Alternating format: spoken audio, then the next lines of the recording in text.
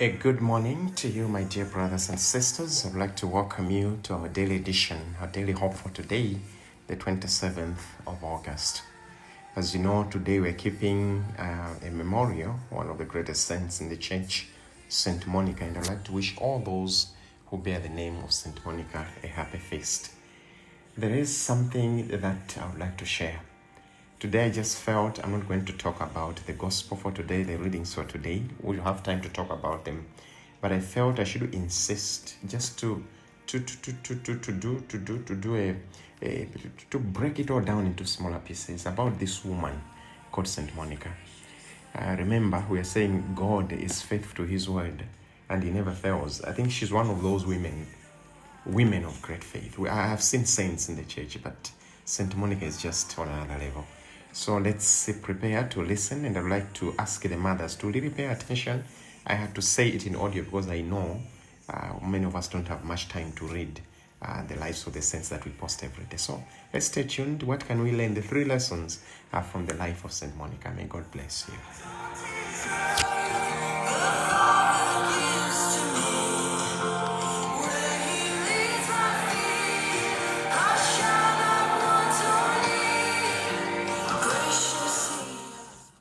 You know, there are 2 saints whose names go hand in hand. Saint Monica and Saint Augustine. A mother and a son. The holiness of the mother that changed the life of a son. A true example of what a Catholic mother, a Catholic father should be.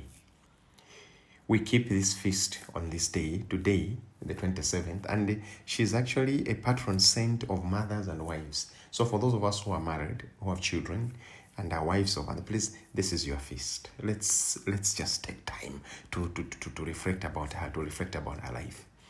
The reason she's called a great woman, one of them is because her tears and her prayers brought her son, Saint Augustine, one of the greatest saints we have in the church, out of a life of sin and into a life of virtue that eventually led to him being called a saint to be canonized. Saint Monica was married to a man who was bad-tempered. So as I speak to you, I'm speaking to that woman who has a lot of problems with their husband and their children. Maybe you listen carefully. So she was married to her husband, Patricius. He was very bad-tempered. He was a pagan, not even a Christian, and had this licentious behavior. By licentious, I mean promiscuous. A person who does not really stay faithful to one woman. So if you have a husband who is cheating on you, I think this is a story, more or less, the life of Patricius. And history tells us that this was one of the hardest things for Saint Monica to bear. The pain you go through as a woman, knowing your husband is not faithful, that pain, St. Augustine went through that. And look at this. He was not just, so it means a person who is bad-tempered, is licentious, promiscuous, at the same time going all this to one person, and at the same time you have a son who has taken the similar habits of the father. St. Augustine, we know about his life as a young man. He was all over with women. Now, to make matters worse, Patricius' mother, who was also bad-tempered and licentious. So you see, there's a proverb that says the apple doesn't fall away from the tree. So it's very clear that the behavior of the mother, which was very careless, went to her son, Patricius. But now, that is one example of a family. And she was living with all these people in the same house. Ladies, this is tough. Ladies, this is tough. And I would like us to open up, to share, because this can help us to encourage each other. And yet, despite all this, she was faithful to her husband. That's very, very important. Serving him and praying for him. And she was very respectful and kind to her mother-in-law. Very, very important. You abuse me, your mother abuses me, you're going around with other women, and she stayed there for sure. A typical today's woman would surely be, I better be a single mother. I can't hold it anymore. But St. Monica did not. So what we hear mostly is about, St. Augustine and the mother, St. Augustine. But this is a story. This is a background story. However, there is another aspect of St. Monica's sainthood that I think is particular for our current times. Along with being the patron saint of mothers and wives, Saint Monica is also the patron saint of conversions. In that respect, we have to learn from her. With the world turning more and more away from God, there's a desperate need for conversion. And Saint Monica did not only understand the need for conversion, she also understands how to lead others to it. So her holiness, her purity, helped her to convert her son, Augustine. She was additionally instrumental in not just in the conversion of her son to become a Catholic. She also converted her husband, and she also converted the mother-in-law. Hey. Yeah, I don't think that is easy. I don't think I can do that myself. So it means it was not just a holiness of talking, and that's why we're going to look at these three aspects. It was not just a holiness of talking, but it was a holiness of action. She worked so hard in prayer, fasting, and sacrificed everything for the conversion of others. Let's look at some of the three things that I would like to leave with you this morning. Number one, Monica did not look the other way from her family's sinful behavior. In other words, she did not just succumb. There are times where something is happening to our daughter or son as parents, and we say, that's their life. It doesn't affect me. Let them. So she was not a woman who could just look at things and just say, well, that's how they are. That's how my husband is. That's how my mother-in-law is. That's how my son is. No. She treated them with love and respect while guiding them gently but firmly towards God. Firmly towards God. She exercised tough love with St. Augustine by refusing to let him eat or sleep in her house while he clung to his sinfulness. No, tough love of a mother. So your son is coming home drunk, your son is coming home smoking, and then you say, oh no, these children's things are like this, the children of these days are like this. No. She stood firm and told my son, I may tolerate your father, but you're not going to go down the same way. She was very tough. I have seen tough women, and I think she's one of them. She told Augustine, not in this house. So you can never eat, sleep in my house until this behavior changed. But it was not just the toughness to control her son to become a better person. She prayed. Human effort without prayer is useless. Human effort without fasting is useless. And the history tells us that she prayed, fasted, and sacrificed for her son. Now I'd like to ask you a question. For her son and her husband, I'd like to ask you a question.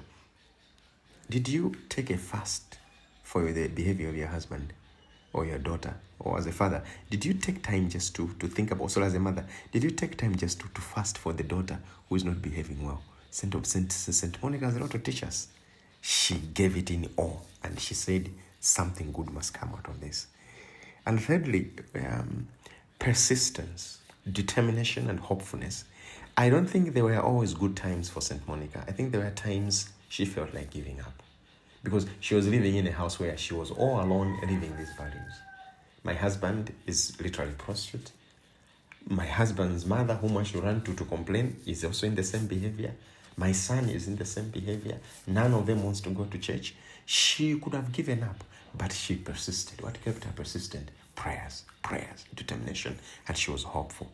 She wouldn't allow herself to get fed up, let up, or give up. Instead, she looked up to who? To the Almighty, not to her friends only, not to her family only. She looked up to heaven and knew that day after day, year after year, decade after decade, she hoped and believed and was determined that God will one day answer her prayers.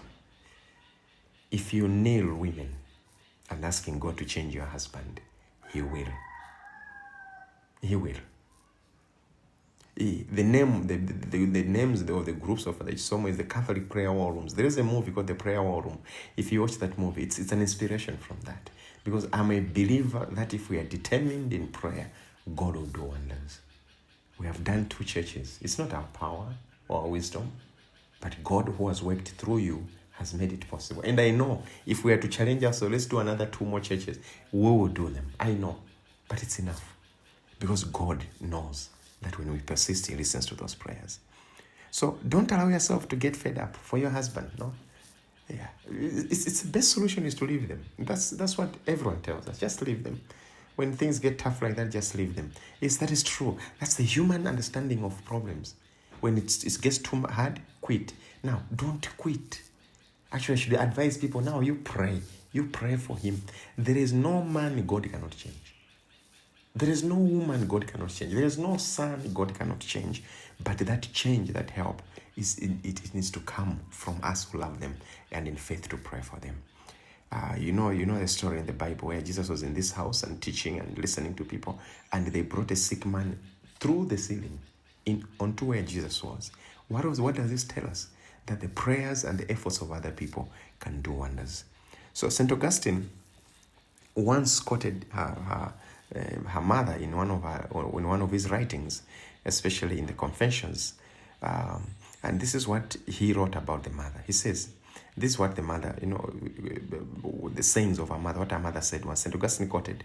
So she says, "For my part, my son, I no longer find pleasure in anything that this life holds." That's a woman. What I'm doing here still, or why I'm still here, I do not know, for worldly hope has withered away from me.